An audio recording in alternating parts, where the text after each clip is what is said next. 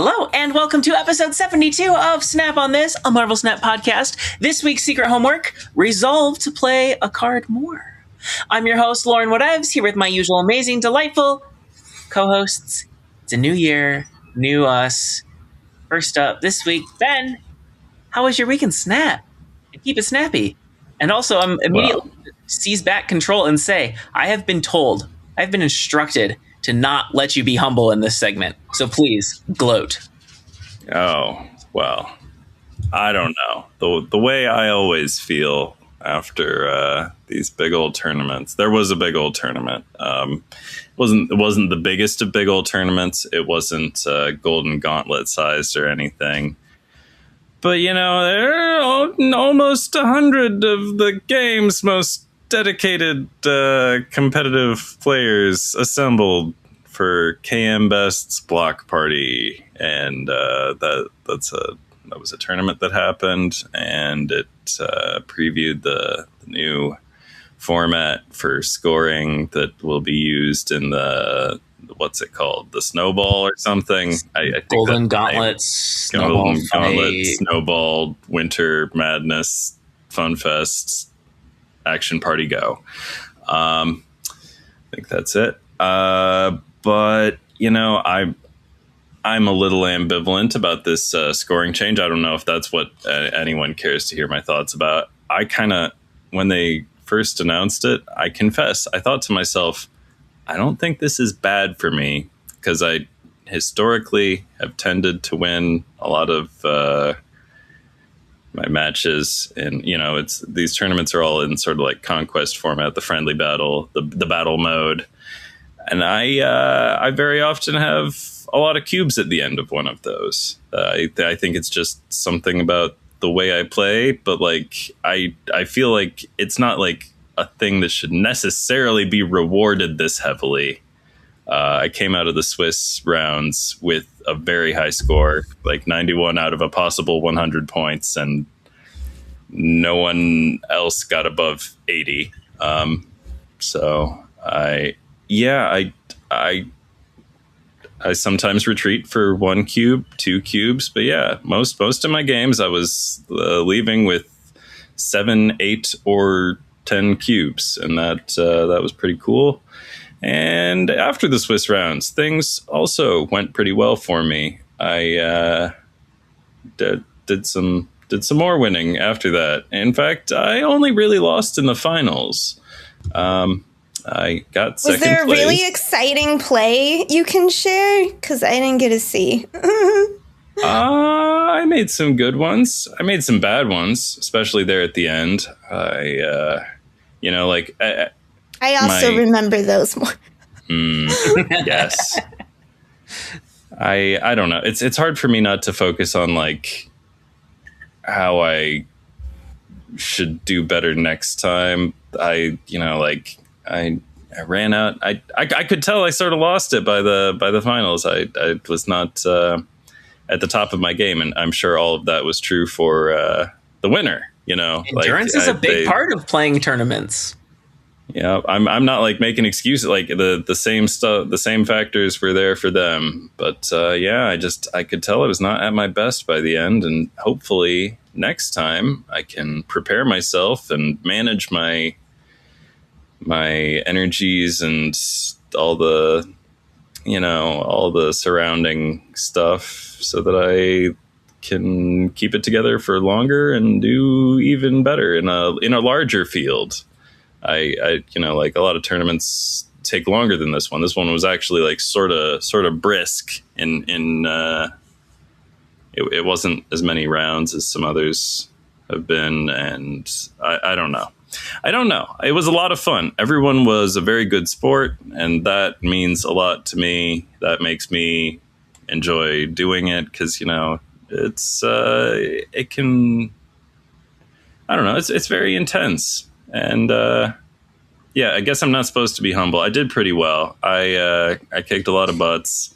A lot of the butts were high profile players that you might have heard of. I saw a couple of unique titles at the when I looked at people's profile cards or whatever, I was like, oh, they don't sell that one in bundles. You can't get. You have to earn those titles. It turns out, yeah, I don't know. Like, I feel like maybe Snap on This does not have a reputation as being like the most serious competitive podcast, but Rude. I think that's kind of what we are. I mean, like, I talk about the way I think about the game, and I really appreciate hearing the thoughts on the game from my two co-hosts, who are super duper smart people and have a really good understanding of the game. And like, if we're not the serious podcast, I don't know who is. I don't mean to speak ill of any others, but like, I think the kinds of discussions we have are very valuable. And if you really want to like gain a deep, beautiful understanding of the game and how to kick ass within its systems, I mean, I don't know why you wouldn't listen to us, because we're real. Are you selling our podcast to the people already listening? Well, yeah, I'm just saying, like, you are the serious snappers listening to the Serious Snap podcast, in my opinion. That's all I'm trying to say.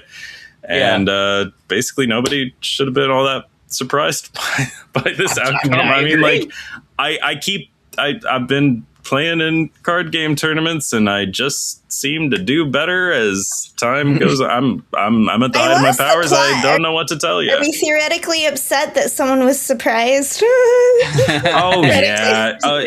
Here's one thing about it, the whole process that I didn't entirely love. I felt a little ambivalent about this part. It seemed to me that, like, because I was doing so well from the beginning, and I emerged sort of as a points front runner in the Swiss rounds, I sort of became a main character of the broadcast in a way that made me a little uncomfortable.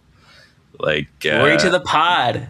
No, glory to the like. That's the thing. I feel ambivalent about it. Like, it's gotta embrace like, main character energy sometimes. Yeah, but like I on purpose don't stream Marvel Snap. I stream other games that are more fun to play with an audience and people backseat driving and stuff. Like, I don't know. I just like I didn't like that I was being so closely observed. You know. I'm sure that is like an extra pressure on top of everything else. And I think it was fun. Next Sometimes time, the commentary, they were like, "What is Ben doing?" And then it was like, "No, Ben was right. That was the right move." Yeah, I might go back and check some of it out with my full attention if it's still up there on the Twitch, because like I was sort of like listening to some of it in the background, and like it's all on a delay and stuff. But like I think if it starts to happen again, where I notice that, like, say I'm being featured a little too much, I will probably turn it off and not pay so much attention, I think. But whatever distraction or, you know, whatever layer of difficulty that added, if indeed it did add one, was not enough to keep me from doing real well. Also, just like, as I said, like all the thoughts and I don't know. Everything that took me there is the stuff that I'm always talking about on the podcast. Like, you can guess what I played. I played the Surfer deck that I'm always telling everyone to play. Amazing. And I made one modification to it from the deck that I shared last week, and pretty much like every other week this month.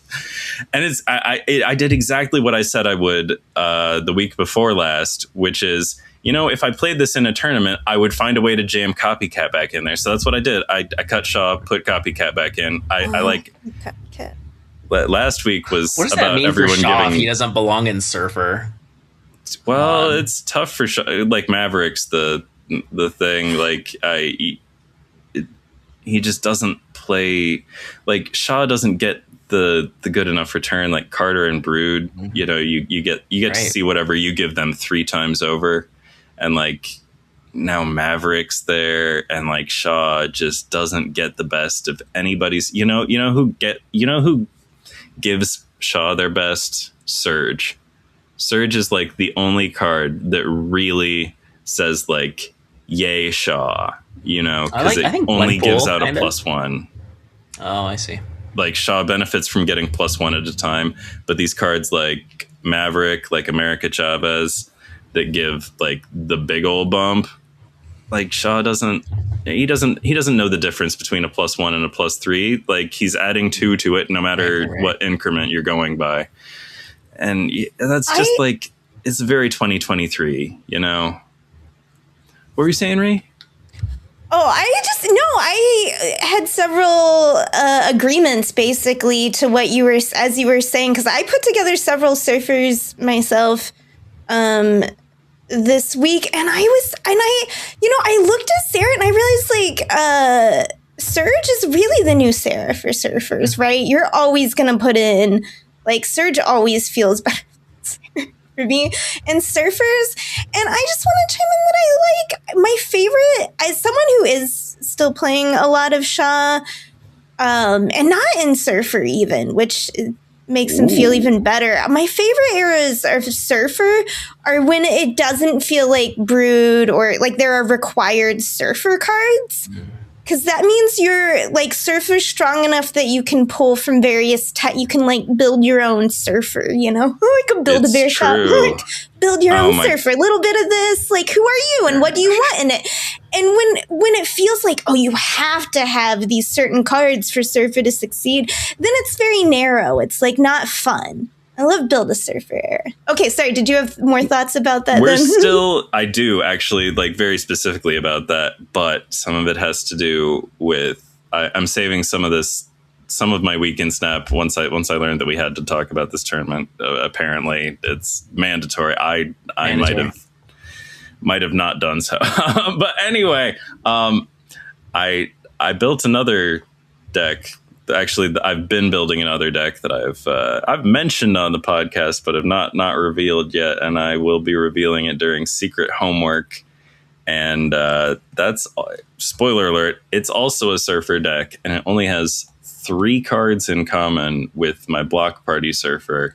And you know, since it did so well, I will tell you exactly what's in it one more time, even though if you listen to the podcast, maybe you already know this.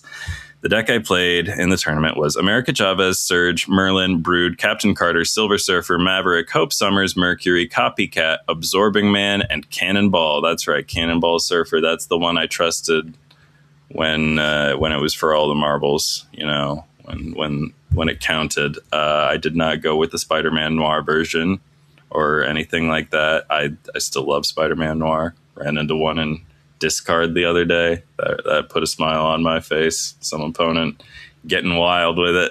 So that was neato. But the other surfer deck that I will reveal later in the app, that one, the only cards it has in common with this one are America Chavez, Captain Carter, and Silver Surfer. And all the other 9 cards are different. So we're still in loosey-goosey,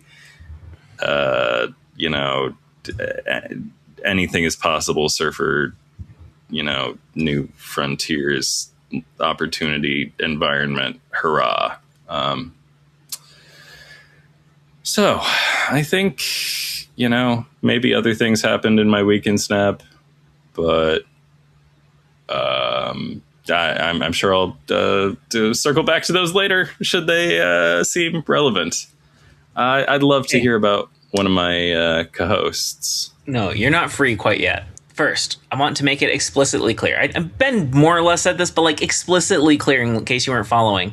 He went into top 8 in the top seed, like number 1 seed, undefeated, huge lead, didn't drop a game in top, well, maybe you dropped a game, didn't drop a match in top 8 until the grand finals. I don't even think that that's true of your opponent, but I don't know. I didn't. No, if you look at the spreadsheet for like results and things, I have the same record as the first place person and a lot more cubes and points. Yeah, like if you look at the spreadsheet, you know, I seem to have done all right for myself. I dominated and defeated very good players. along the way, previous tournament winners. I also got super lucky. A lot of lucky things happened for me. That's part of the game, you know? And did it with Surfer, which is amazing. Like, I mean, I think people semi-respect Surfer, but I don't think very many people consider it like an S tier deck. So, like, I think that's cool that you did that. Will you be I consider it an S tier deck, so I don't think it's all that impressive. What was that? Will you be participating in the Snowball Showdown Super Event? Oh, yeah, absolutely. Today now? Cool. Yeah, absolutely. As I mentioned, I think this format is maybe a little better for me than the previous scoring format, where your opponent's win rate is sort of king of tiebreakers and things, because you don't really have much control over that. But I think, I don't know, now maybe I'll totally make a fool of myself and have a bad record. And I mean, we're gonna find out. It's in just 8 days, right, from our day of recording. So like that, we'll find out if this format, if I can repeat my results or anything close to them. But like, I really think this counting cubes thing is good for players employing the Ben Roller method. Yeah, it definitely changes certain play styles. I treated it exactly the same as I've always treated it. Sure, and it just happens to be that it just happens to be format aligns with your style of play. I think generally it's still like the best players are going to come out on top. Mm-hmm. I heard some people saying that it made for a more exciting mode because people were pushing harder for like 4 cubers and 8 cubers, and maybe it like made it more narrative, but I don't know. It's hard for me to have opinions on the mode since I'm not that type of competitive player.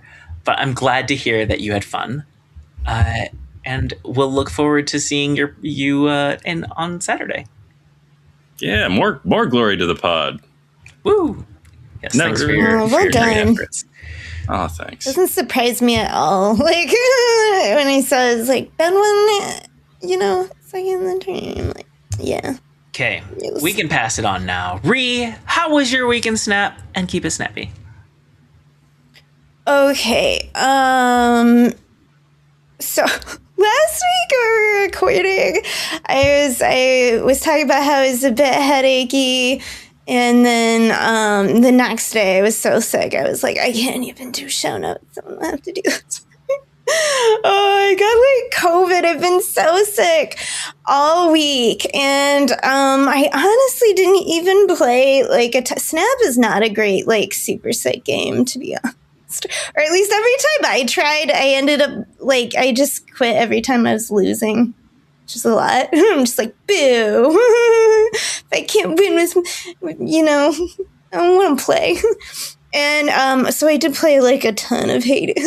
I mean, I don't know about a ton. Yeah. For gaming, I played Hades too, and it was exciting. I'd put myself into not because I was trying to achieve other things last year. So I was trying to not playing any new games, and it's just been very rewarding. So it's been kind of a nice break from Snap. If I wasn't so sick. Okay. Saturday night Nickelodeon. Yes. I had prepared a whole slew of mini topics in a stream style ramble, but since we still have so long to go uphill both ways in the snow, with season rankings for January, I will just let you know that it started with watching Rocket Mortgage commercials, detoured to lecture Tolkien a little bit, and ended with all of the evils in the world flying out of Pandora's box, wherein we looked for the last shred of hope to only see staring back up at us 30 boosters for a card we never play. There we go. Okay, condensed, giant long, 10-minute ramble, condensed into 20 seconds for you. That re-rant in your mind, if you will. Yes. It won't be nearly as good as the real thing, though. Definitely not, but approximate. I will forego my weekend snap, or at least keep it extremely snappy, which is to say, I had fun playing the game. There were holidays that kept me busy. My wife's birthday is New Year's Eve, so extra holidays on top of the usual ones, or typical, common, I don't know, whatever. The rest of them that the rest of the family does. I have a bonus one in there. Anyway, it was a good time, and Snap has been fun lately, and gearing up for more stuff at fourth location. I'm trying really hard to be ready to do bundle analysis in January, but I want it to be good and different from how other people are already doing bundle analysis. So it will be delayed if that's what it takes to make it special. Moving on to this week's new card, Fantomex, last of the Weapon X season. A 4/6, activate if you've had cards discarded and destroyed. Afflict front row enemy cards at each location with -2 power. Did you get it? Did you play it? Do you love it? No, and no. Okay. I decided to skip this one. And Smart. as we'll get into later in this episode, I have been building in the discard destroy. I've been at that intersection, just putting pieces together, seeing what works, and I had no interest in adding this card to any of my things. I feel like I've sounded the most optimistic about it of probably all three hosts of this program. But I don't know, I was a little doubtful, and I'm rooting for it, but it clunks. It clunks. That's what I think. Anybody else pick it up?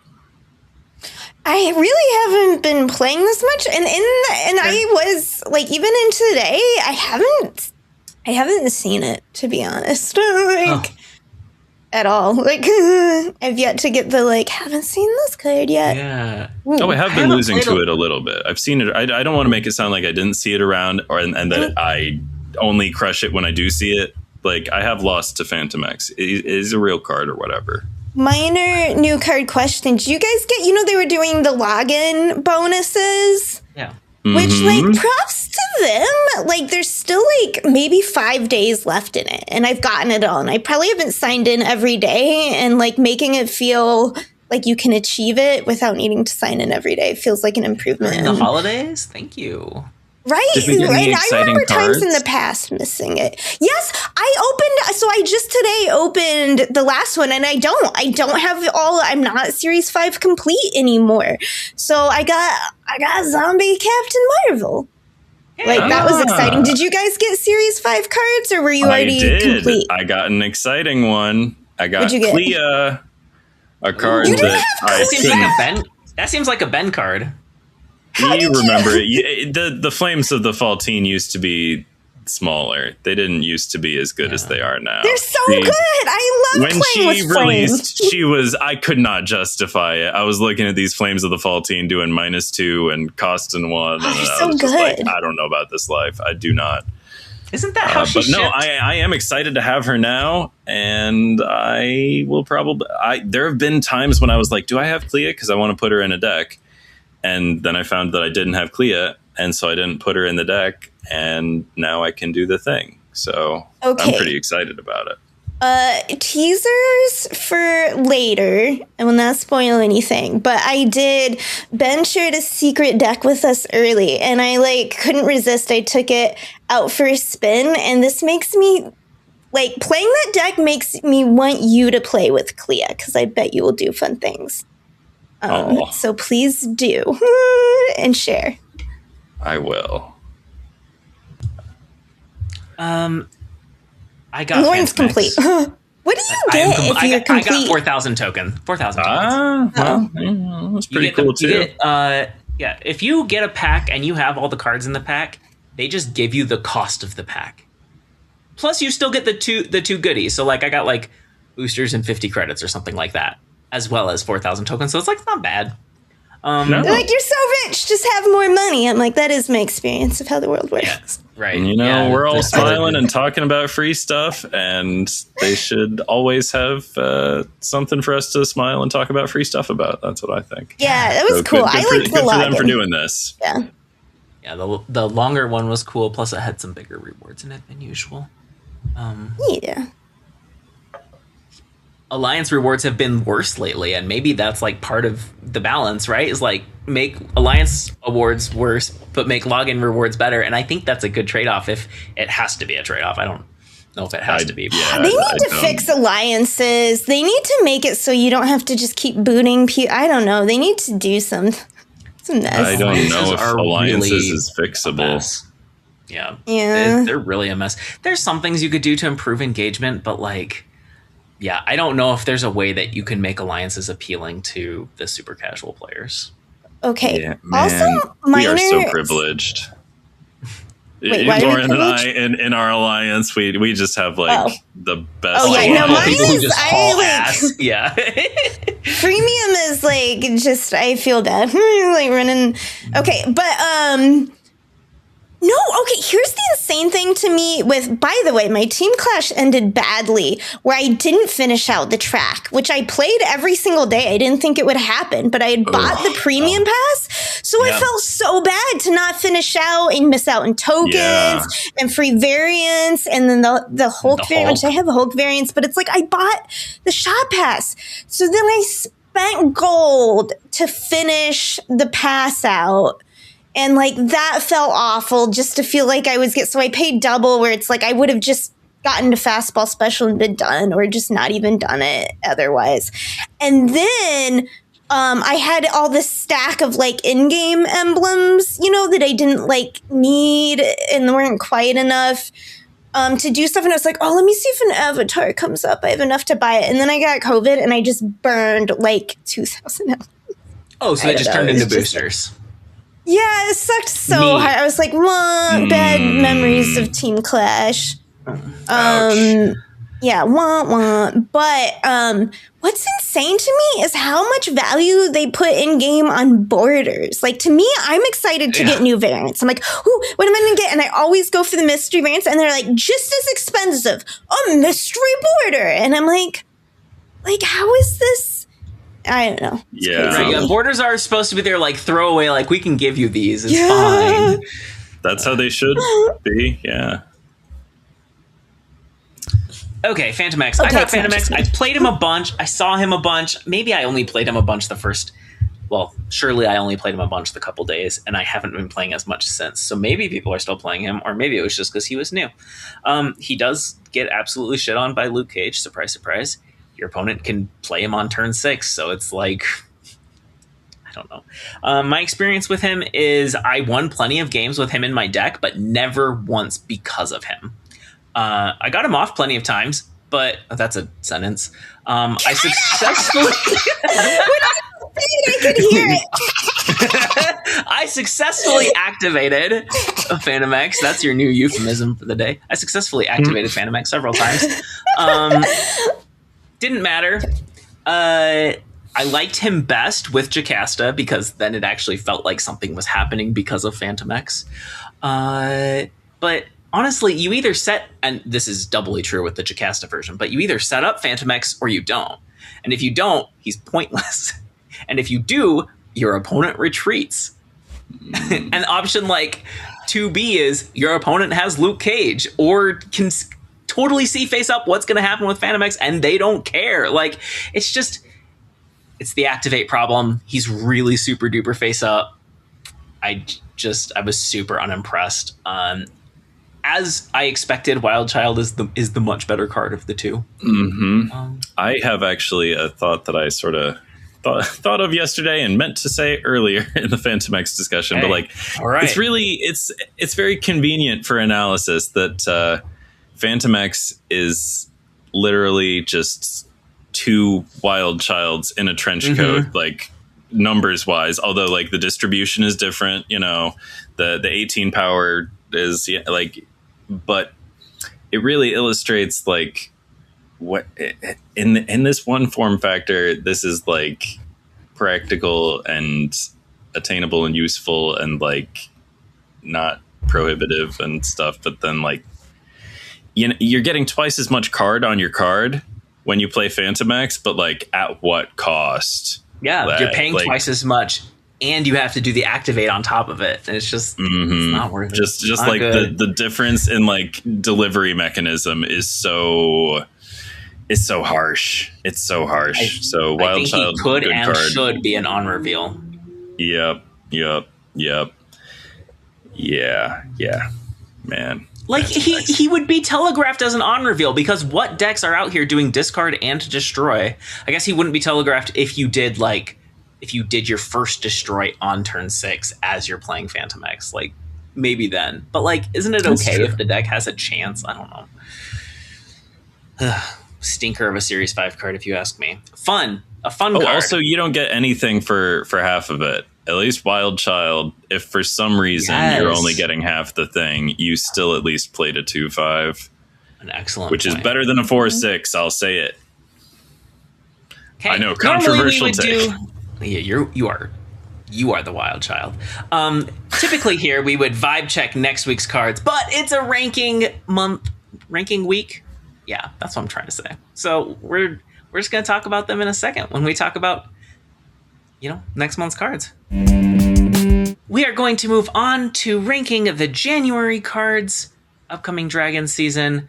If you haven't heard it before, we rank them 1 through 4, 1 being bad and 4 being great. You can figure out what everything in between means. Any prefaces desired? Absolutely. Barely read these cards. Do not know what I'm talking about after I made such a big deal earlier in the episode about how this is where you should go to get the real, the competitive thinking and stuff, and like the perspectives of very smart card gamers who are right about stuff. I don't know. These are some cards. I just looked at them. Don't really know what they do. Okay. I'm probably going to be very wrong. You know what? Even if that's true, which I doubt, even if that's true, I think the discussion around it can be valuable, even if like you don't give them the right number, you know? For sure. I just like... Besides, rating cards is just a hard thing to do. Yeah, but I'm pretty good at it when I try. You are pretty good at it. Okay, let's proceed. You're first with Shu Lao, our season pass. Alrighty. Shu Lao. This is our season pass card. It's a 5/8. I think maybe it was data mined at 5/10 or something. Does that sound right to you? Who knows? On reveal, give the last character you played +3 power for each turn you played 2 or more cards. So that is an ability that does require some management. It does not do itself for you. You can't really do it on turn 1. So really, like the ceiling for this card, if you play it on turn 6, perhaps alongside a 1-drop, I think that's what they're telling you to do in the design, basically. So you've got like 5 chances to earn a +3 on that. So, you know, this could be like a 5/23. Could be. Just a casual 5/23. Yeah. So that seems pretty strong to me. I don't... You know, as I said, I haven't really thought about these too hard. I'm kind of shooting from the hip here. I'm going to go ahead, toss this one a 4. I like that it gives it to the last card you played. The last card you played could be... and you know what? I bet because of rules and things, this counts cards that you stage. You know what I bet you could do? This is just a thought that came to me right now. Okay. On turn 5, the last card you play is Maverick. Then on turn 6, you play Shu Lao, make Maverick huge. Maverick activates, gives you a gigantic ass Kitty Pryde. How about that? That's disgusting. You can take that to the bank and smoke it. Okay. 3. Yeah, I have to give this a 4 as well. I think there's just, it just combos so well. There's so many cards that do want to, like, can make use of giving power. What I thought most about when seeing this card,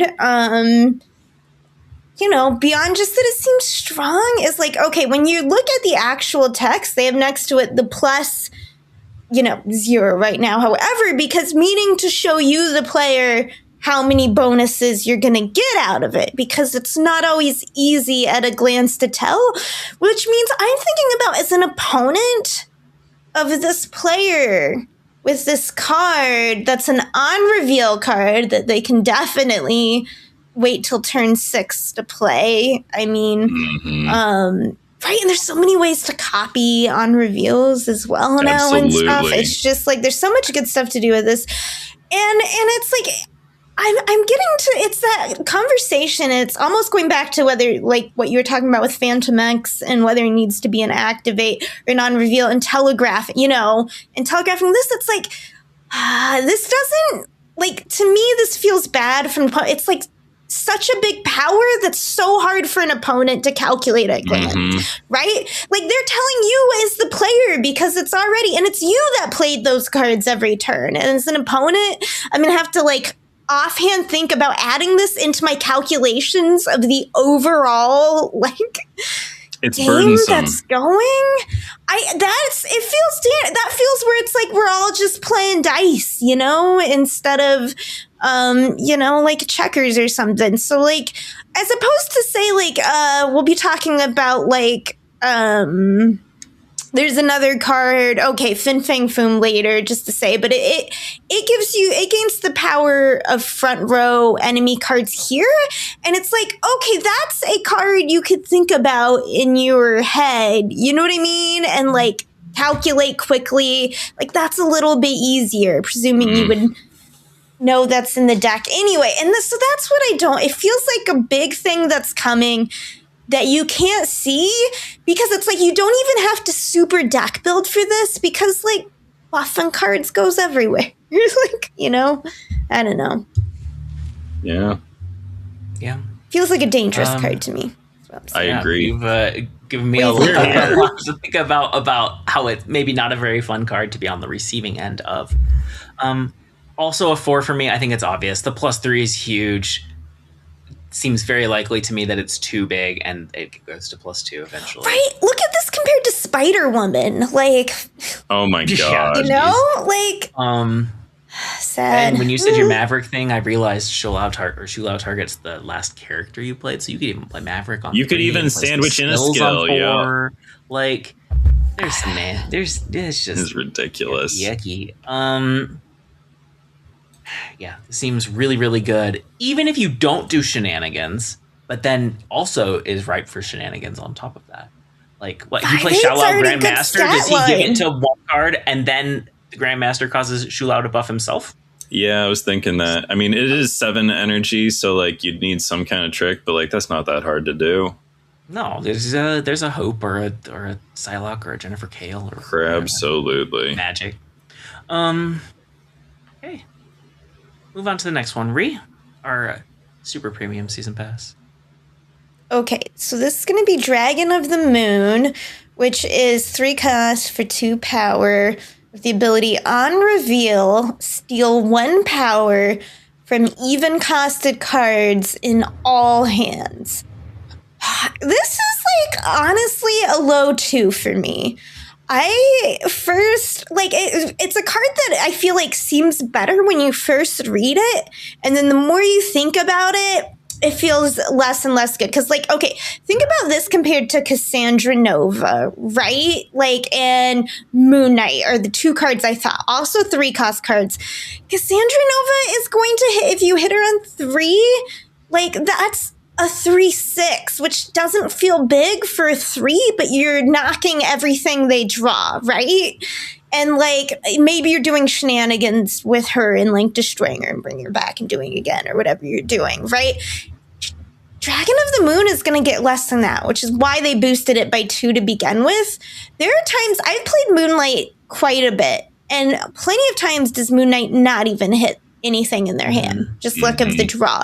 So think about her, like, it's going to be the same for her. Sometimes she's not going to hit them, and then she's just like a low cost 3 that you maybe surf her later.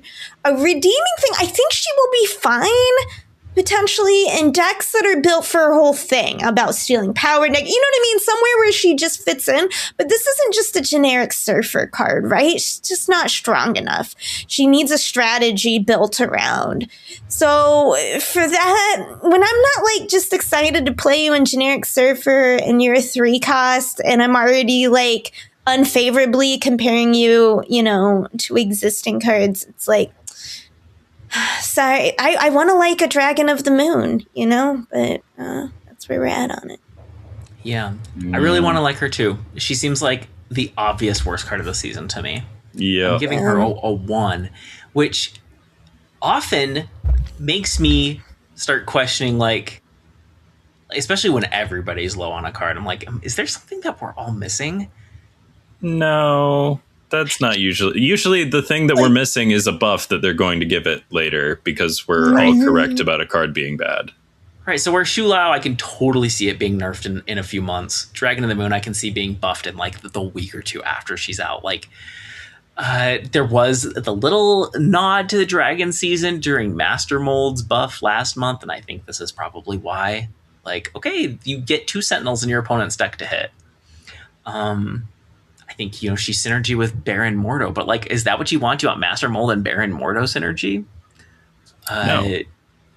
The only way you can hit your own goblins is if you have Ravonna. So like, you can't even do, like, you can't figure out how to make the stealing synergistic for you. This card seems like bad Selene, right? Right? Yeah, it's just, yeah. But like, yeah.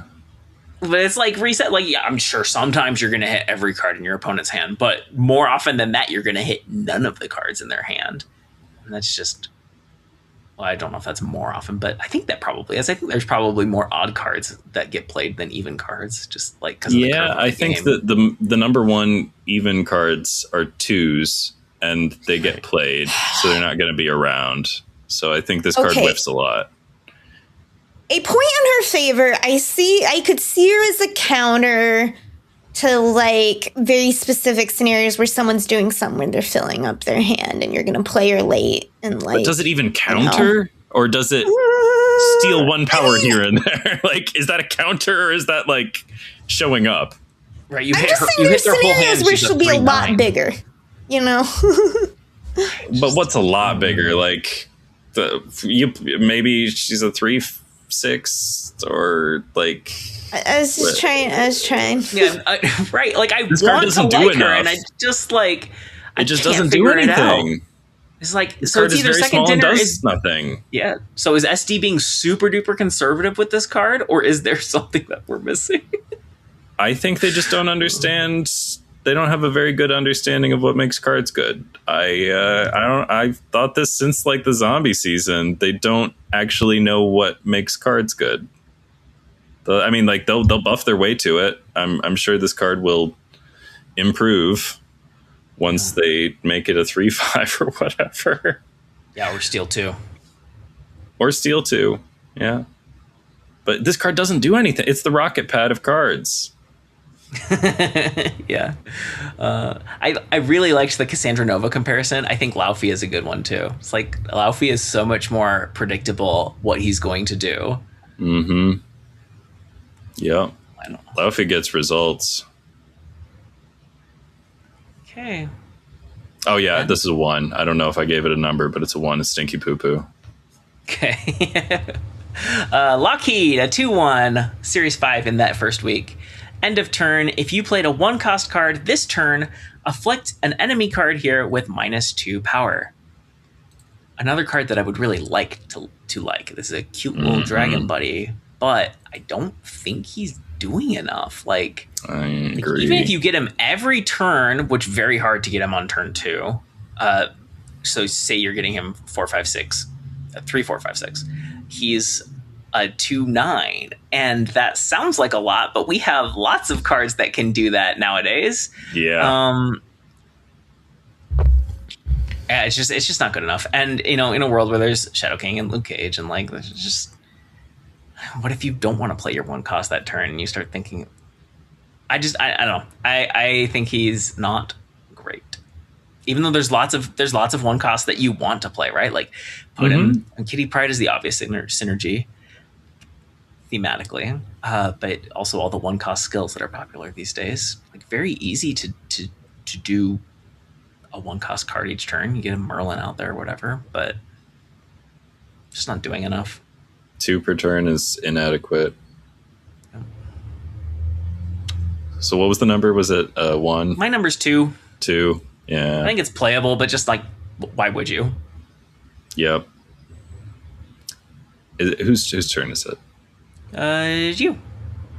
I will also give this one a 2. I like that it's an end of turn, but I just don't think it does enough. I do like the clear Kitty Pride synergy. That's some fun top-down sort of stuff, and it articulates my the dragon theme that I have identified, which is like these big cards. They like when you play them with the little small cards. You need little dragon buds to play dragons. That's some Magic the Gathering stuff that they have imported over. That's my theory. They do that sometimes. I mean, like Horde is just a Magic keyword. I don't remember what amass. That's Amass. It. Yeah. Like they do this sometimes, and yeah, dragons. That's been a theme in dragons and Magic for a long time. Like, you need little shaman guys to help the dragons be cheap and good and bigger and stuff. That's what you do. So cool. I don't know. I guess I sort of think maybe they shouldn't be cribbing their old Magic stuff, but because a lot of these people worked on Magic at some point. Glenn, obviously. But yeah, I don't know. It's a neat design in its way, but like bad card. That's what I think. End of turn is good though, so maybe it's. I know I still don't see it. I still think if you're doing like an invisible woman first steps thing, like wouldn't you rather have? But like, wow, you got 2 -2s in a single turn. It's like it's nothing. It's just nothing. I don't see it. Really? Okay, I do think I put it at a high 2. I do think it is way more playable than Dragon of the Moon, probably, as far as deck building. But Damnation by faint praise. You guys have all called out, what's wrong with it. So I don't have much to add to that. But I'm rooting for it, Yeah, he's a cute little guy. Dragon. Yeah. All right, Ben, next card. All right, the next card. Majestic Wingbeat. Everybody's this is a favorite 1 character. cost skill. Yep. Oh, wow. Speaking of Magic the Gathering, this is, as I mentioned last week, this is the name of a Magic the Gathering card, not literally, but very easily. Anywho, costs 1. On reveal, give the leftmost card in your hand +2 power. If it's 5 cost or higher, -1 cost 2. I am not very impressed by this one. I mean, like, I'm not rooting for freestanding skill cards with stupid names to be good. So, like, maybe I'm just seeing what I want to see, but, like, I don't see it with this one. I think this is not one of the better skills that they've ever released. It's giving me Evolved Shocker. I don't know if this one's a real card. I'm going to give it a 2 because I haven't thought about it too hard as I warned you earlier. I'm flying blind. Then let me jump in and disagree with you, and you're certainly welcome to chime back if that makes you think of things. I like this. I give it a 3 because one, I mean, like things like Thanos, you know what I mean? There are plenty. It's like it's a targeted buff, and it's leftmost card, which is like the one that's gonna sit in your hand, so it's more likely to be the bigger card. And the difference when you compared it to Shocker, but there's a huge difference when you take something that is 2 and drop it down to a 1 cost. A 1 cost that can also be doubled with things like Joaquin Torres. This is also giving it like synergy with like Merlin Agamotto type stuff with Joaquin, with Flames of Faltine, kind of building a little like a deck like that. And I just feel like it's flexible in the kind of things like, like Thanos, why not? Like kind of stuff. I don't play enough Thanos. Thanos. I can think of some reasons why not. I mean, like it's also bad America Chavez. Like, it's a card you can play, though, that doesn't take up a board space, which once again is a bit like I can fill up a board too easily sometimes with my fun little cards, you know? But it does take up a deck space. Like it takes up a deck space, but it's a 1 cost. It buffs something, which is good. You could double it up and make a 6 cost a 4 cost, which opens some combos on turn 6. Like, I don't know. 6 costs want to soak up buffs? All right. This doesn't. I mean, I would like it better if it rewarded you for playing 3 costs.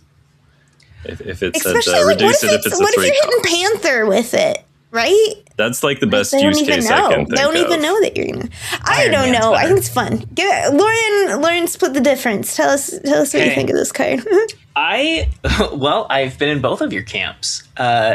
Recorded a little ranking thing with Scott right before, and I had Majestic Wingbeat as the card right above Dragon of the Moon at the bottom of the list because I was like, yeah, this is just bad Chavez. I like it, but he had it much higher, and he kind of talked me into giving it a little bit of a bump. Yay, Scott! Okay. I'm giving it a 3. And here it is. In some ways, it's bad America Chavez, right? She's like, what? She's net 5 power? Yeah. She's a 1/2 that does +3. So, and this is net 2 power. But you know where the power's going. You know exactly which card's going to get it. And possibly get a discount. Which I think is also very good for certain cards. So again, I'm putting this in like it's the playable category. There probably are like heaps of 1 cost. I mean, there are heaps of 1 cost skills and cards that are great. Like, you know, so when we're talking about cheap little 1 on reveals that go with Werewolf by Night, it's like we're starting to get so many that you have to be picky and choosy. Like I think there already are. Like most people are running, say, Deafening Chord over Web Sling, and I kind of doubt that this goes in over Deafening Chord. I don't think so. Yeah. So, but maybe there's like a hand buff deck that would be happy to have +2 targeted power. I don't even think this hangs with other hand buff cards. I don't know. It makes me want to do a spells deck with like Merlin Agamotto. Yeah. I don't know if this one goes there. Yeah. I like the spell. Like I'm trying to make Nikki Scratch work these days. What if you're playing with Agamotto and you're hitting and you have like Joaquin Torres and you're like playing Flames of Faltine on your Joaquin Torres. You're playing this. It's making your Agamotto cheaper and like bigger, so you can drop that with a couple of other cards on turn 6, and they don't know where your power is going and stuff. I don't know. That's kind of compelling. All right, I'm still at 2, but I'm more optimistic. I like it better with Joaquin for sure. And I mean, you could say that about any on-reveal 1, right? Like, but double hit makes a big difference for me, actually, on this one. But Joaquin is not like a thing that just goes into decks full of 5 cost cards. Like, right. Joaquin is asking you to go in a different direction. It's possible you're not even going for the discount in that version. Oh, then I don't think this card hangs at all if you're not going for the discount. I feel like the discount is the discount is great, but what if you're putting a difference between a 1/2 and a 0/2 But what if you're putting a huge improvement? But what if you're putting the +2 on a Maverick or a Brood or a card? There are better ways to put bigger numbers than that on those cards. All right. Well, it's a low 3 for me, but I could totally see an argument for a 2. Lynn Leah. Okay. Lynn Leah. Oh, I'm so glad you said it first. I've been like, Lynn Lie. Okay. Sorry. Iron Fist is a 2 cost, 2 powers series 5 card, releasing in January the 3rd. Okay, sorry. I want to do a movie trailer voice. It has on reveal, add the sword of Fu-Zi, possibly pronounced, to another location. Oh, Fushi. Okay, yeah, that does sound more correct. Okay, the Sword of Fushi is also a 2/2, but it has the ongoing. If Linlea Iron Fist is here, he has +7 power.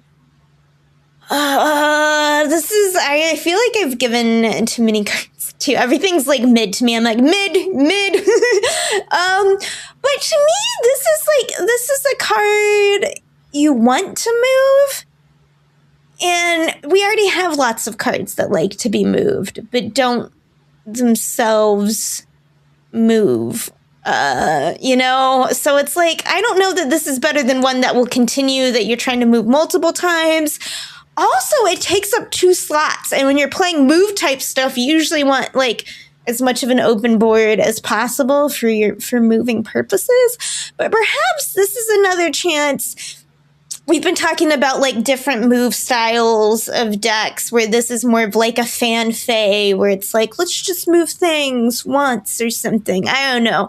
I would be more curious what the people who've played more move. I play bonkers move with like Red Wing and Zoran nonsense. So I am curious what you think, Ben, as a move player. Me? Well, I actually have a more optimistic take on this card. A card that, again, I haven't thought very much about. I mostly thought about today while we've been recording.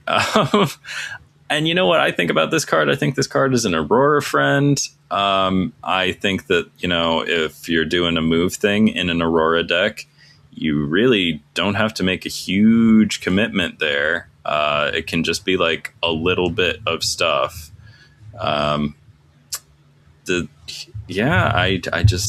see an on reveal and an activate. Also, I like that a single move gives a flat +7 power. It reminds me of my old friend 3-cost Vulture, who would receive +6 power.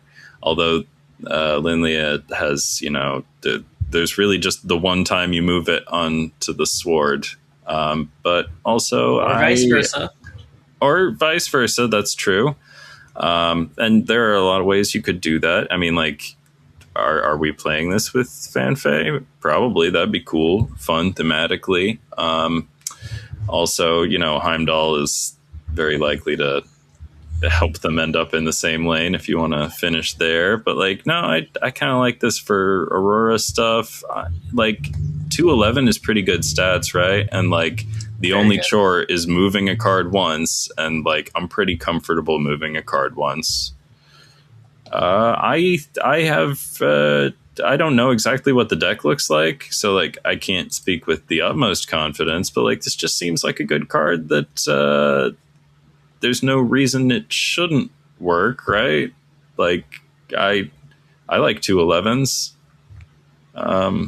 Yeah, seems like a good card. What's your number?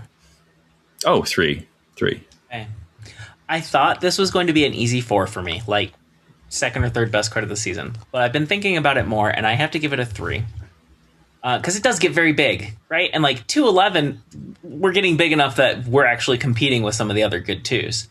But there is extra steps. And when I think about like working with Aurora, it's like, well, you probably already have another on reveal there to make the move happen. Or an ongoing in the form of Madam Web, perhaps. But then the sword is ongoing. So like either way, I guess you could spread it out. Okay. They're not going to be in the same lane is the appeal of that one. Yeah, but it's like the easiest way to do this is like Ghost Spider, or like a Hellion or a Cloak. But then it's like, then you're speaking for 3 cards in the same location already. The Linlia, the sword, and the mover. Another point in favor of Fanfare and Activate. Feels a little dense. So I don't think it goes in move. It just doesn't scale enough or repeatedly. But you can put it with a little move bundle, and I think it has the points to justify it. I worry about board space with this one mostly. Okay. Fin Fang Foom. 7/12, a big ol' 7 cost. On reveal, gain the power of front row enemy cards here. I'm gonna give it a 3. And here's the thing, it's a 4 for Hela. It just straight up is an upgrade for Hela. Because I didn't even think about Hela. Replaces 7/12 Scar, and it's just better. I think I was thinking like, oh, this guy just wins any lane you play him in, but that's not true. Like if they have small stuff in the front and a big thing in the back, like he doesn't swing the lane. And then of course the 7. It's like this is very clearly a strong ability, or else, assuming that we give some balancing credit to SD, this would be a 6 cost if the ability wasn't too strong to be on a 6. Mm-hmm. But it hurts that you have to pay to get him out. Obviously. Ooh, do you like this card, Ben? Oh, yeah. I mean, like, I like it, like, aesthetically. Like, do I think it's good and beautiful? I don't know if I, like, agree with its existence, but, like, don't like it. I think it's real strong. I think it's real strong. Like, ramp decks, they would like for there to be a really good 7 cost card. I mean, like, I think this is a 4, even without considering the Hella stuff. And I mean, like, obviously it's going to be such a bother in Hella, but like, you want there to be like an amazing, like, economically sound proposition at 7 energy. Like, there hasn't really been one. If they make 7 the thing, you're supposed to, like, it has a way to discount it. Like 7 is the cost that we give to weapon H and stuff. But like, no, this is like a 7 cost card that does a thing. And like, it's a big thing. And I would argue that it basically pretty much just does win the lane most of the time. Unless they have put very small things in front and very big things in back, in which case you picked the wrong lane. You're playing this card wrong. Just play it in a lane that it's going to win. I'm sure one will be available. There are 3 lanes. Find the one that Fin Fang Foom will win and win the other one some other way earlier. Just do that. I don't like this card. Seems it's not my kind of card, so like maybe I'm way off about it just because it's not the sort of thing that I enjoy. But like, it's so easy to have 7 energy. You can have 7 energy on turn 5. Like this card, like, as far as I can tell, you are getting a good deal. Like for what you're paying 7 energy to get like a pretty wild effect. And Zombie Galacti. This is a better card than Zombie Galacti. All right, you heard it here by first. a lot.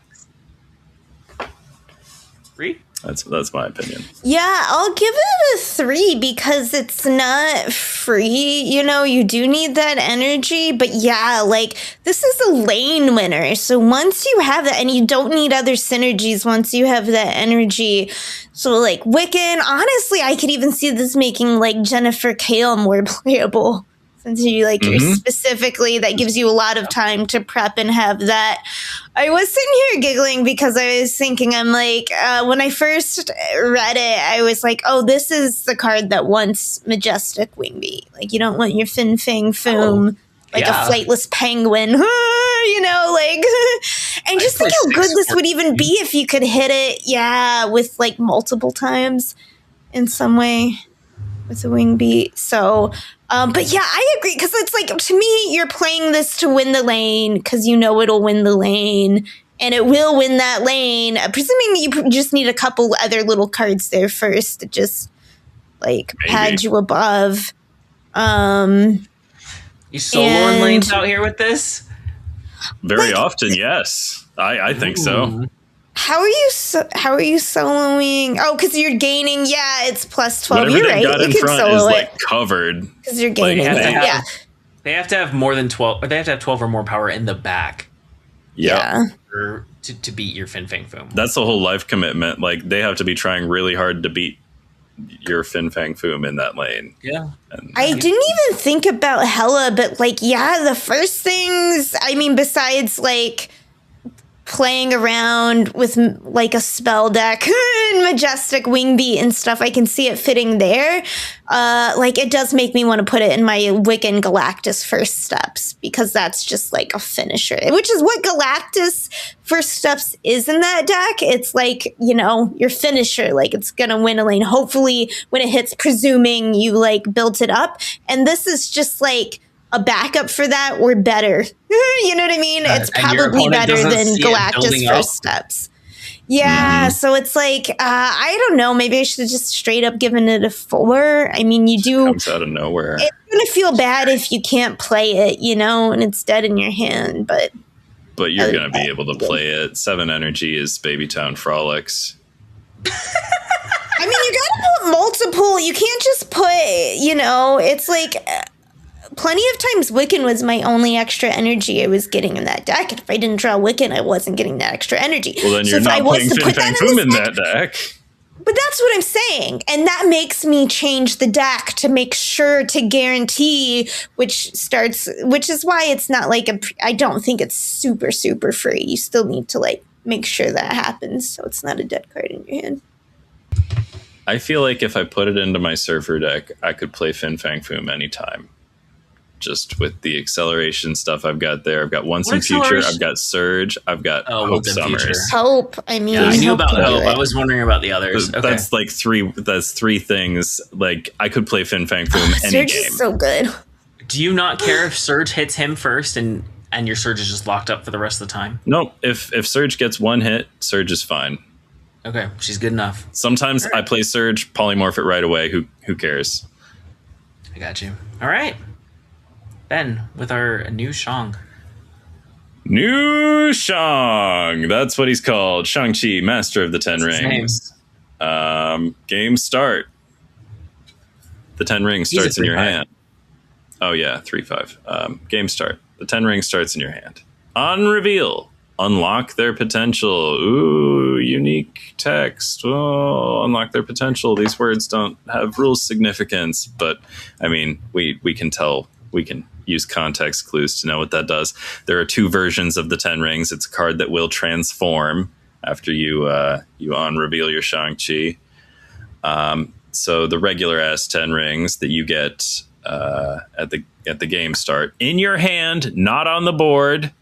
And we think it's a Quicksilver in your hand, not an Agatha in your hand. That's our working theory. It really changes how good he is. I mean, it really does, yes. Although I think I might not like this card either way. But base version of 10 rings is a 2/1. On reveal, give one of your other cards here +1 power. And the upgraded version of the 10 rings, it's a 2/2, so twice as big, and its end of turn effect is give your other cards here +1 power. So the base version has an on reveal that just happens once, and it is very Rocket Pattian, nothing to write home about. But the upgraded version, I mean, +3 power at the end of turn. If you have a full lane, that could be something. I like that Shang-Chi is a 3/5. But, oh my gosh, if you're losing a draw to the 10 rings, as we suspect you are, oh man, that's rough stuffies. I don't like it. I'm going to give this card a 2. I think they're going to want this card to be good, so they'll get it there if it doesn't start that way. I mean, it's obviously a Surfer friend. Like that's where you're going to find the things that want to soak up that end of turn buff off the upgraded 10 rings. I just don't.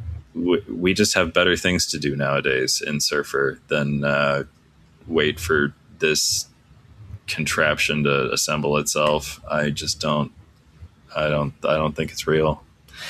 But I would love to be talked around on it. Anybody feeling a little higher on Shang-Chi? Would you put a ring on it, Lauren? No. Okay, well, sorry. It depends. Is he Agatha or Quicksilver? Well, he's definitely not Agatha, because Agatha takes a card out of the deck best, this is breaking even, and Shang-Chi is just operating as a normal card in a 12 card deck. Do you know what I mean? You're right. Yeah, but I don't. Old Thanos, like that's not a good comparison either because of the stones. But Dormammu's thing. Yeah, that's that's the one. Is he Dormammu or Quicksilver? Either way, I'm not impressed. Oh, you're not ready? Okay. I can go. It's fine. No, I am. Sorry, I was just like spacing out. Okay. I also give this the 2. It's fiddly. We need to know, as you've both said, like we need to know how it works because that'll factor in a lot to what we can do with it and like how good or not it is. So and yeah, if this buffs other cards and I feel weird, I'm not like super excited to even put it in Surfer, as Ben was saying, like. What are we even doing? Mid. Yeah, it feels pretty weird and fiddly in mid, and so I give it a 2 until they convince me otherwise. That's where I'm at on it. It's a 2 for me too. I think it's a bad card. Way too much investment, and like it's fiddly enough anyway, but costing you a draw is a terrible thing. That's a terrible price to pay, and this does not justify it. If in fact it is Dormammu and you just get the 10 rings in your hand for free, doesn't cost you a draw, he's a 4. And honestly, possibly only because of the Wiccan interaction. Like that's enough to elevate it to being that much better of a card. But yeah, not a big fan of this design. It was a lot more interesting when the 10 rings were always end of turn, like even the unrevealed one or the ungraded ones. But I guess they got scared of that design. Understandable. Read one more. Dragon Lord. Okay, Dragon Lord is 5 cost with 5 power. This is coming in the limited time event, which we don't say that what that is, right? We don't know. Okay. And it's going to be a series 4 card. And it is on reveal. Put a card from your hand here. I'm a bit low on this. You know, it's like ASUN, but it's like because you're not going to be able to dictate what I mean, presumably, if you could control your hand that well, you would be able to. Which usually, when you're controlling your hand like that, it's like via discard or something. Which like. This would be one too far. I know you're thinking about that, Ben, but remember, this card doesn't discard. It doesn't, but it's just like, to me, it's that 2 extra step. We're just not going to find a home in a lot of places. And ASUN is it's in where it's going to use, I guess if you have like some kind of just all dragons deck, right, that's kind of the thought behind it, when it's like, well, you just tell your hand will be full of dragons at turn 6, and this will pull the one you didn't get to play, but like, yeah, whatever. It's, I want to I can't give it higher than a 2. I'm sorry for giving so many cards a 2, but I feel very mid about the capabilities of many of these cards. It's a 3 for me. It's hard to compare because like I'm still not a very big fan of Red Wing today, but like, yes, Dracula, meh, Jubilee, and she's good sometimes. Blink is good. Like, this is like in that same zone. It's like, well, which kind is this? And I don't know. Like, it does feel fairly controlled, and it gets to do the card that it pulls gets to do the ability, unlike Dracula. I think that this is probably a good card. Yeah. It might be not super. It might not be super flexible, but it's not an everywhere card. It's not an every deck card, but it's a good 5/5 is quite a cost, but you can make that work for you. I mean, like if you're taking it at its word that it's 5 power, but like I'm thinking it's left 5/25. Like if you set up, you're using it to pull an infinite. Or maybe you don't know if you're getting an infinite. Maybe there's a 50% chance it's Fin Fang Foom, and then it's like 5 whatever, like even bigger, or I don't know. I'm pretty high on this. Right. I'm wrestling with, is this a 3 or a 4? Because like we're excited about the 1 cost reduction on a Majestic Wingbeat. Like this is a 2 cost reduction on a Fin Fang Foom. For it. Talking me up. What was that? But you paid 5 for it. And 0 for your Fin Fang Foom.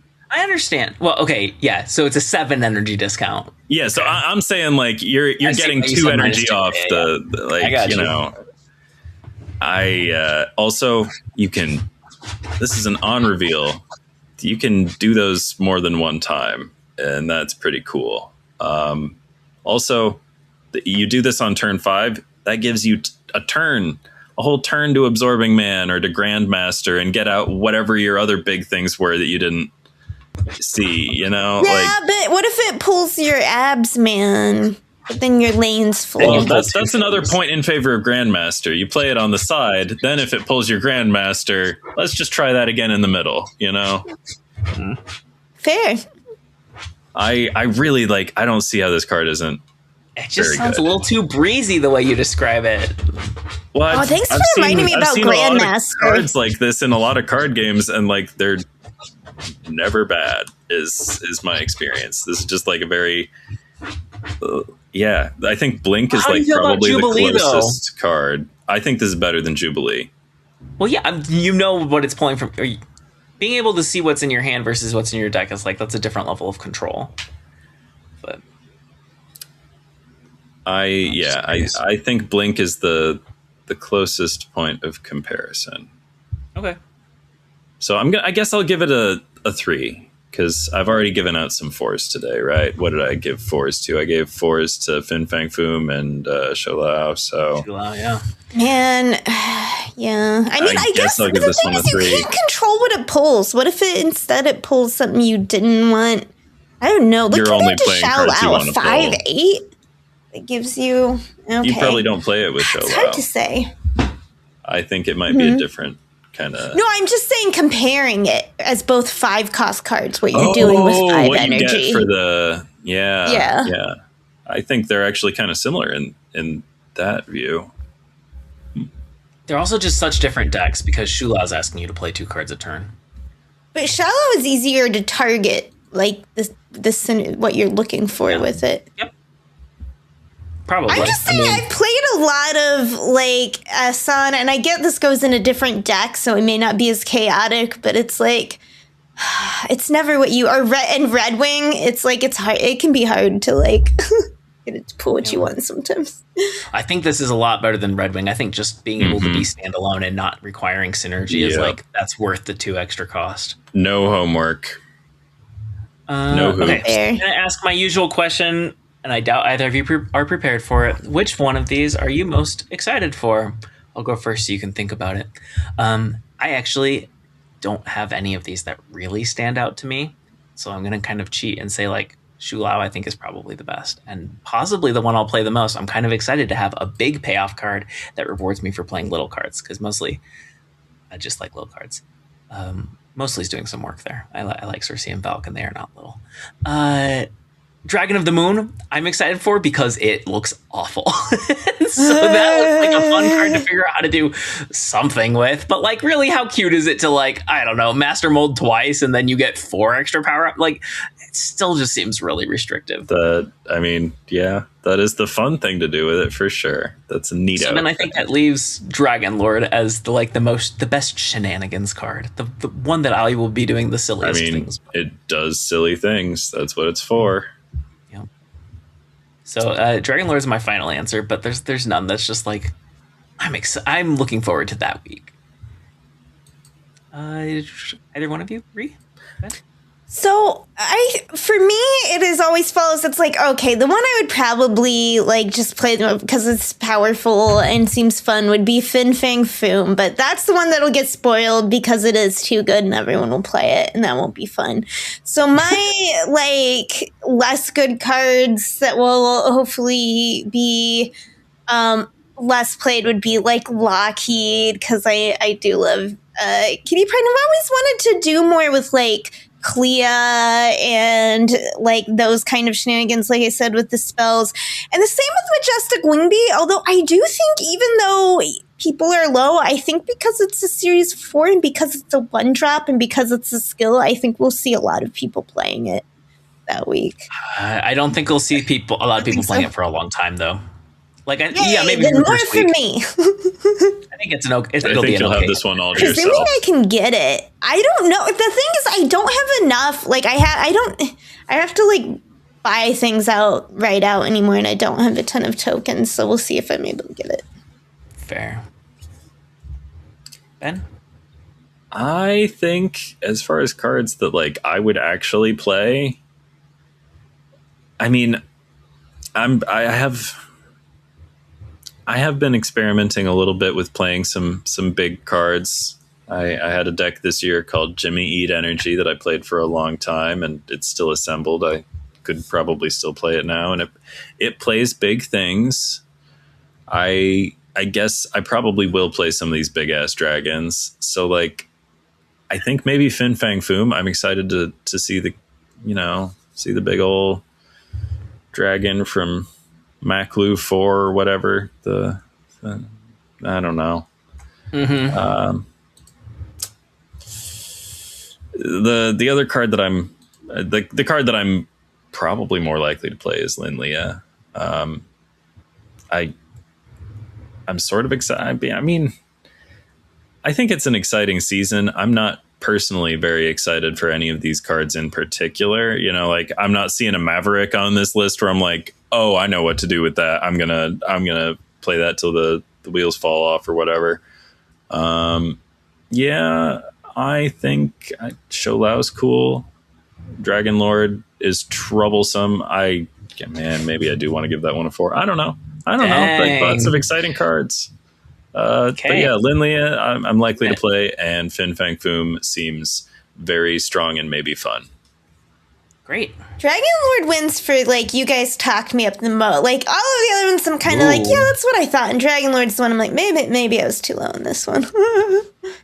Ben had to talk me up on it the first time we saw these cards. Like, the Data Mines. I was like, this just seems... This feels like a trap. It's this unexciting, seems too good to be true. But... They want us to be like, ooh, but really it's like... Anyway. Maybe. I'm using my adjectives, okay? On to our side quest. I want like sound memes now. I want to bottle that and like retrieve it for Discord conversations. Okay. Like sound emotes. Our secret homework. This week's secret homework was assigned by Ben. That's right. This week's secret homework was a little bit on the easy breezy, beautiful cover girl side. We just had to pick a card, a deserving card, a worthy card that we would resolve to play more of in the new year. And you know, it's a little vague, but like I think maybe I specified that it should be interesting and fun and not super boring. I mean, like, doesn't have to be a bad card, but you know, not like for instance, one of my thoughts was, what about Spider-Ham? I should be playing more Spider-Ham, but that's, everybody knows Spider-Ham's legit. We all see the ham around, and like that's not going to make the game more interesting. If Ben Roller starts playing more Spider-Ham, that's not making the world a better place in 2026. So the card I've chosen is a 3-cost card. So a surfer friend, you could even say, and I think I will say it. She's a surfer friend. That's right. Morgan Le Fay. That's Ben's 2026 New Year's resolution pick. I'm going to be playing more Morgan Le Fay this year.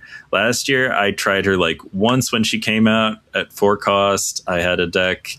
I wasted a great deck name on a pretty forgettable list, so I may recycle this one at some point in 2026. The deck name I'm talking about is Morgan Le Fay, More Problems. And it's too good. I will probably have to give it to a new deck. But I do have a deck with Morgan Le Fay right now, right here. It's the sequel to the most discussed by me secret homework deck of all time in the history of Snap on This. 100 bad guys with swords. Who sent those goons to their lords? Why, Prince Ali. Anyway, 200 bad guys with swords. It's finally revealed after weeks of tweaking and teasing and stuff. It's here. Also, the version that I shared with you all is a little out of date. I made one change because I played some matches with the tracker on, 20 of them, and that's not a huge sample, but it is enough to identify when one card is a squeaky wheel. But anywho, here's what's in the deck right now, right here today. America Chavez, one of the 3 cards it has in common with my Block Party deck. Nico Minoru, always happy to be playing Nico. Blade, Wild Child. Here's the different one. Originally, I had Colleen Wing in here, but she's so small nowadays. She's so small, and it's not fair. And I stand by that. So I decided to play a big card that does the same thing. That's right, the first Ghost Rider. What's up? What's up? What's up? Then we got Captain Carter, Silver Surfer, Killmonger, Daken, Morgan Le Fay, Swordmaster, and the piece de resistance. Firelord! What's up? What's up? What's up? It's Firelord on the scene. Oh my gosh, I've been talking about him. I've been making comments about like, I think Firelord's a card that's getting there. Yeah, it's getting there. It's a great way to play a surfer, and that your opponent thinks is they're never going to see that surfer again. Oh no, you discarded your most crucial combo piece. I'm way ahead. Fuck no, that's you aren't. Sneaky. I'm playing Firelord and Wild Child on turn 6, throwing a million stats onto the board. You're not even ready. You don't know where they're going. Oh man, this deck is a ton of fun. A ton of fun to play. In my 20 games, the win rate was not that spectacular. Under 60%. Cube rate, pretty fucking good. About 1. 0.95 cube rate. Anywho, and that was post Infinite Ladder playing. I gained SP while doing the testing for it, and also I've been playing this deck on and off for weeks. Honestly, like since before this Discard Destroy season even started. I think I was working on it at the end of last season. And it's so much fun to play. I highly recommend it. It's a Morgan Le Fay deck, even more so than like a Surfer deck. You're happy to discard like pretty much anything. You know what is cool to get back with +3 power? Literally anything, especially Captain Carter, especially Daken. It's a great way to get back a Muramasa shard. We're not like doing. There were other directions the deck could have gone in. I did not decide that we wanted multiple Dakens. We want one Daken. We're not getting greedy and weird. We're just doing efficient things that make stats and that the opponents are not ready for. Oh my gosh. Just, it gets a lot of 8 cubers, and you can retreat if they were going to win 8 cubes. It's cool, but they don't know when you're going to win 8 cubes. It's I don't know. You have a lot more information, it seems like, than a lot of my opponents have had. Or at least like they're acting like they've got. I don't know. It takes a lot of people by surprise. I highly recommend this deck. Please play it. I worked real hard on it. It's very exciting and fun. It creates ridiculous board states. It does a lot of cute stuff. And it's a little... It takes some getting used to, but I think if you learn how to navigate the pieces, you'll have a lot of fun with it. Killmonger can be a little tricky. When to do it, but getting cards back with +3 is pretty cool, especially if they're Nico Minoru on a multiplication thing, because like once you play her, she's multiplying Nico for life. Like once she hits the board, she doesn't like start rotating after that. You know, like if you get back your multiplier Nico, and you can get some pretty big Nikos is all I'm trying to say. Pretty big Dakens. It's just it's a really fun deck, and I hope people play it because I've had a lot of fun with it, and I was so delighted to hear that Ree was having fun with it. And on that I was gonna talk about it. I'm Passalassin. Now we've talked about it for so long. Okay. So I'm really sick. Okay, I will add, I did take out for a spin. It does require some learning because of the many cute things. You can do, like I said, because like once I realized, I'm like, oh, why don't I just, because I jumped in, I didn't like super look at all the cards that were in the deck. And once I realized like, oh, I can just discard my Surfer, because I'll just bring it back with a Fire Lord. Like getting to discard stuff you'd never discarded with Blade. That's what's fun. Getting to play Surfer in a way you've never played Surfer by bringing him back with Fire Lord at the end. That's a huge surprise. Like Deken, people think that Deken is done because you blew up or discarded the Mirror Master Shard, but no, you can play Morgan Le Fay, and this was the case with Colleen. You could do it with Ghost. I like the Colleen change. She did feel a bit awkward occasionally to me, but because of that stuff, Morgan Le Fay being 3 cost now instead of 4 cost is so good. You can double Deken again in one turn unexpectedly. Draw it back with Morgan Le Fay and then discard it in your hand last turn. Deken does an extra double. Like, that almost won me a game, except for, like, Danger Room screwed me. Danger Not Room. them. Why, Danger Room? Why? Okay. But, like, yeah, and, like, as Ben was saying, so it does, you have to invest a little time to learning it. But once you can get cubes out of it because they will not expect. And a lot of people snap me simply because they could take out my Wild Child. Which, like, it's like, Wild Child does get big, right? And it's like, you love a big, juicy Wild Child. That's a lot of power for you. But the fact that they get so hype that they were able to Red Guardian it or whatever they were doing, it's like, this was 2 cost for me. I'm like, this was not my winning. I wasn't all in on Wild Child here. You know what I mean?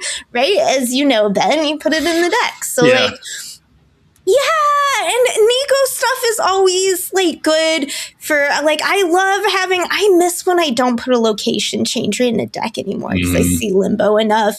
Nico's still great for all of that. Yeah, and as you were talking, I didn't even think about, like, discarding a Captain Carter or those things too. So I only played a couple games and I'm sure there's still a lot more to discover, but that's the fun and that's the unexpected thing that's going to win you decks. So I'm also throwing in, I think you should try. I was so hyped to play this deck. I haven't gotten to play Fire Lord. I haven't played Wild Child. That's why when you did it, Morgan Le Fay is someone that always, it's like when I played with her before, it was like, she felt like, I don't know, like the Red Witch or something. It's just like, oh, you intrigue me. Like, you feel so dangerous, right? Like, it's like once you realize, you're like, oh, anything, I just get rid of it and she'll bring it back and it'll be bigger. It's like almost too much power for you. Like, Yeah, when she do makes I do numbers. it? Where and why? Right? Yeah. So I think this is just, it plays a lot of the existing cards in a different way than you've ever played them. It brings in a lot of cards that kind of seem powerful, but like were almost too much. Playing with fire you didn't know what to do with.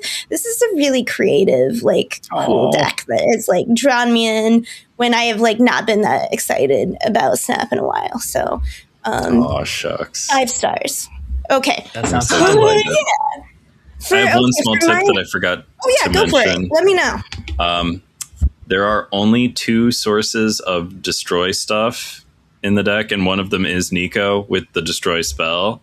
So, like, if you think it will be important for your Wild Child to be big, maybe you prioritize getting the destroy spell or whatever, but also there are a lot of ways for things to get destroyed. Sometimes your opponent will destroy things. Sometimes your opponent will play Luna Snow, and that's a destroy right there, guaranteed. Boom. Yep.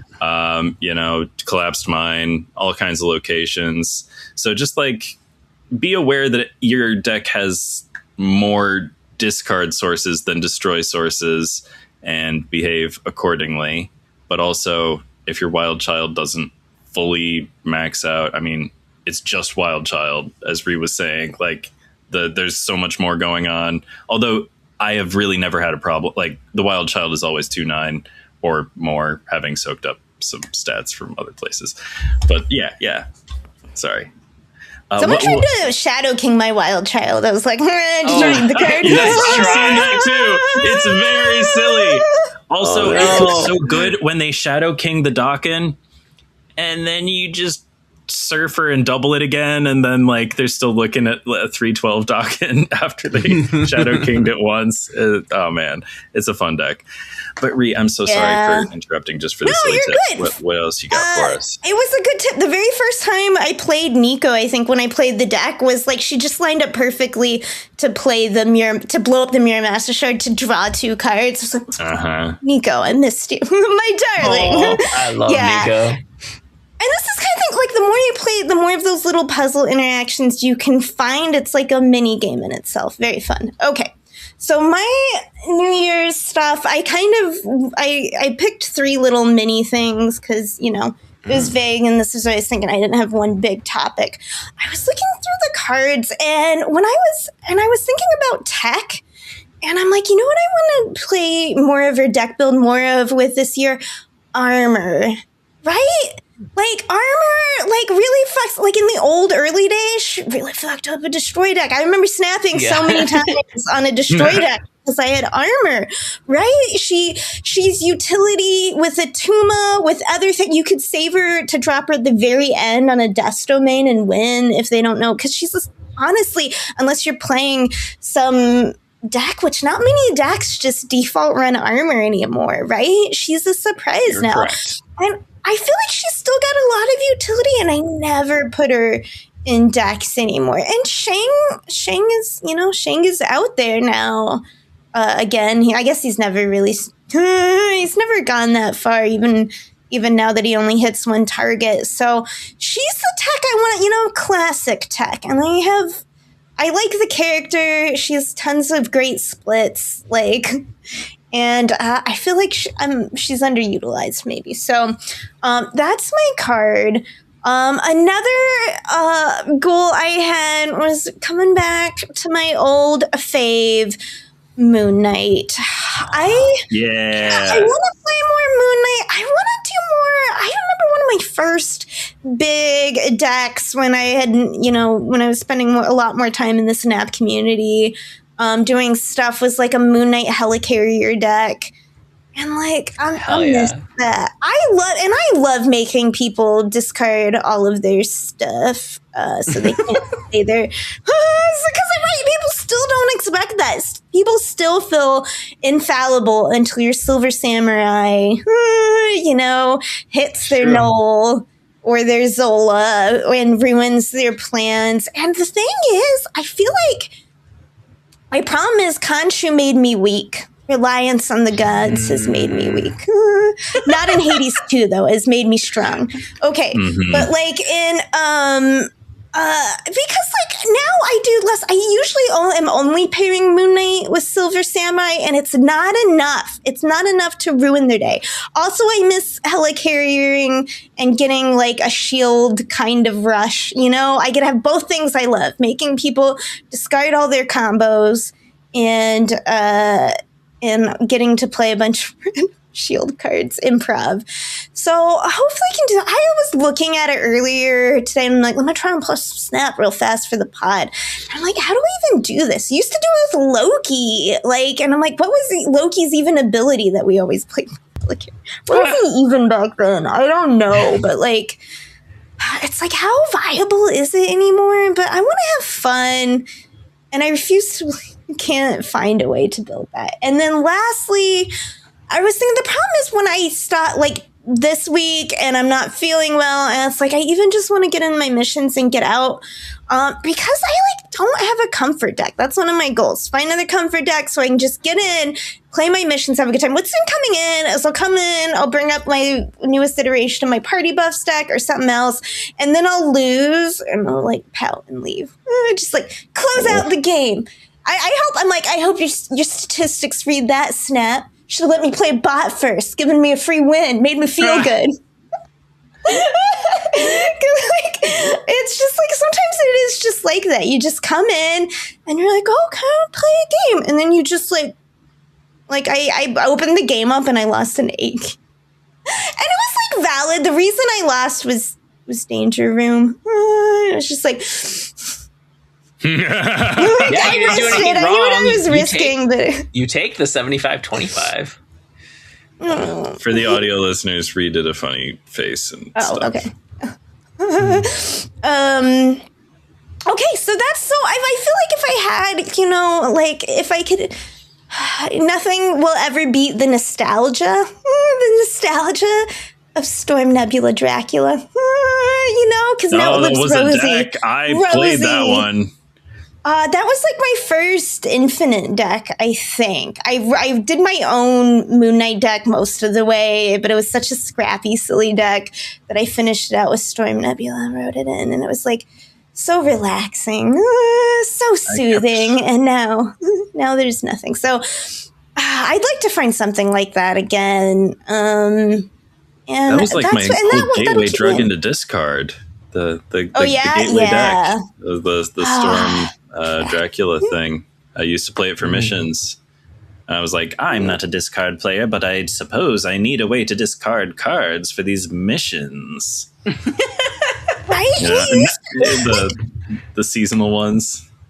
And a discard deck used to fit Storm and Nebula in it. It was primarily a discard deck. And now you've heard me talking about like Dragon Lord and stuff. Like, no, you can't. Yeah, an American Chavez. It's like you can't.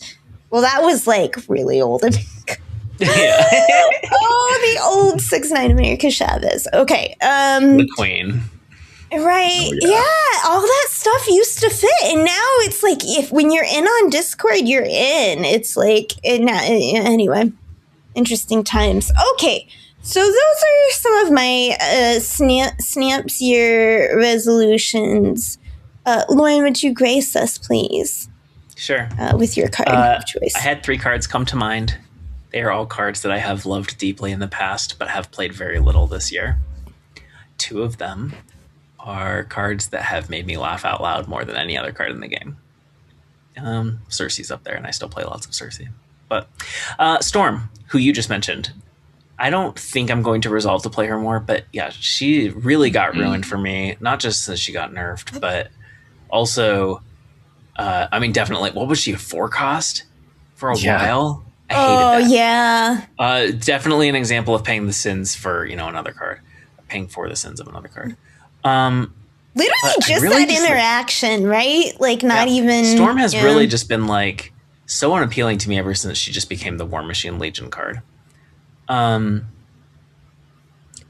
part of that is also Professor X got hit hard, and it's like, and Spider-Man got hit, and it's like, which is fine. Spider-Man I totally understood, but it's like the Lockdown on record is one of my favorite decks of all time, and just like it isn't really real anymore. And the real version of Lockdown these days is War Machine, and I don't like that version. So I think you probably could play something that's like pseudo Lockdown. It's got like some Goose in there and Jean Grey, or like you could do Lockdown-y things, but I think it's kind of dead, and I don't think that they're eager to bring it back. So I'm not actually resolving to play more Storm, but she was on my short list of cards that like, I used to really love this card. Why don't I play it anymore?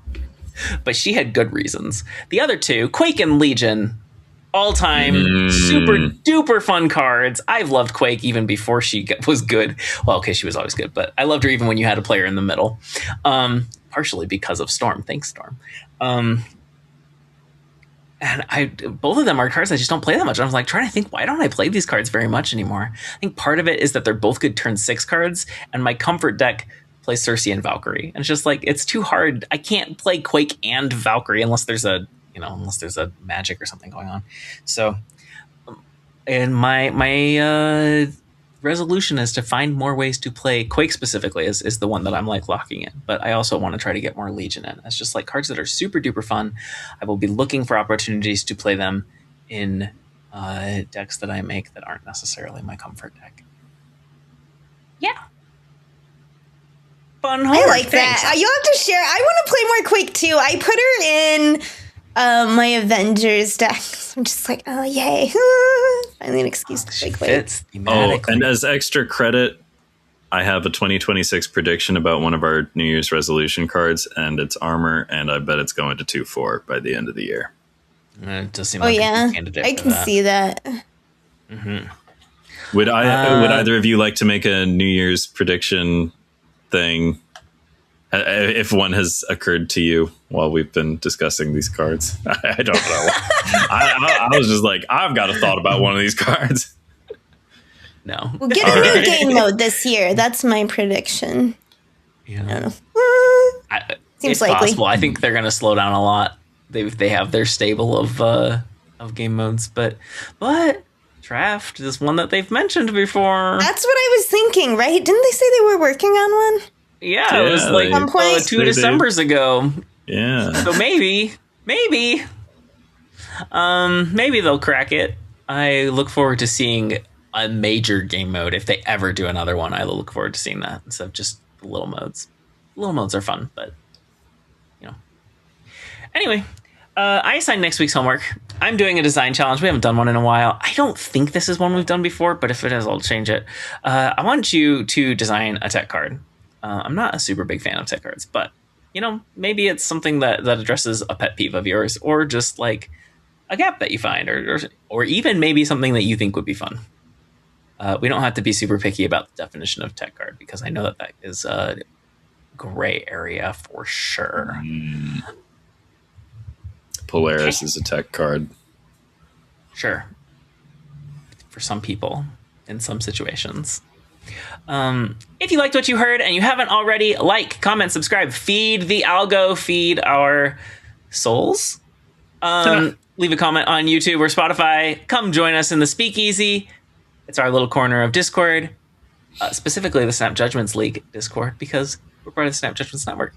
You can find directions to get into the Speakeasy in our show notes or video description. Listen to other great shows on the Snap Judgments Network, like Snap Decisions by Joe on Mondays. He has the perspective of I don't know if he would appreciate me saying an elder gamer, certainly elder than us three. And I don't know. I appreciate the wisdom and experience that he brings because of that. For sure. Somebody who read comics his whole life and has a lot of pop culture knowledge. Ooh. Speaking of comics, what? I've been reading some Miles Morales Spider-Man. Oh, yeah. Ooh. Okay. Come hang out with us next week. Same Snap time, same Snap channel. All right. Any outro thoughts? I think you look like you're like camping at the bit. Pretty good. No, I mean, okay, yeah. Which one is that the... I stopped getting titles around. It's from the Cody Ziegler run. It's Miles Morales. Okay, I haven't read Cody. Of that one. First little trade paperback. I'm about halfway through. That's one short sitting. It's 5 issues. I didn't want to gobble it all at once. Savor the flavor. I gotta pace myself, but yeah, I'm very much enjoying it. The art's great too. Highly recommend. Check it out. Oh, I should plug. I need more beta testers. I'm going to probably hit up the Speakeasy for my mermaid game. Everyone would love to help. Yeah, what I need is just I can whitelist people's Google Play account emails so that they can download it officially from the store. And it's for the beta test because this is required by Google to release it, but I don't actually need you for much, for bug testing. Like, as I said, one of my friends played it and I've been playing for a while and I haven't been able to find a single bug. I'm like, thank you very much. I keep calling out such praise. I coded it on myself and people have not been able to find it. Anyway, and also you can play the whole game. It's pretty much, like I said, it's done. I had tried to send it to a publishing company hoping they would just help me release it because I just want to make not do marketing, not do all of that stuff, but I'm going to have to because they kind of just auto replied with this with your game demo for us to check it out, we really need your budget and stuff to complete the game and marketing, and pitch us on it. And I'm like, demo. The game is the pitch. Here's the whole game. It's done. And so it's just like, okay, I don't need help finishing it. I don't need help funding it. I'm just going to release it. So if you beta test for me, you can play the whole game for free because that'll help me out. If I expect there to be any bugs, to come from the differences in Android phones, to be honest. But it is a little cozy rogue that I would expect someone to just, looking to unwind and chill and play on their couch or whatever. It's kind of, I played it a lot in bed at night, took over Snap for a while. I played it a lot to test it, and it's hopefully, the right amount of difficulty. That's what I worked a lot to try and adjust. So anyway, yes, the Speakeasy would be the place to at me if you would like to participate. Thank you. Especially if you have a weird Android device, but really if you have any Android device.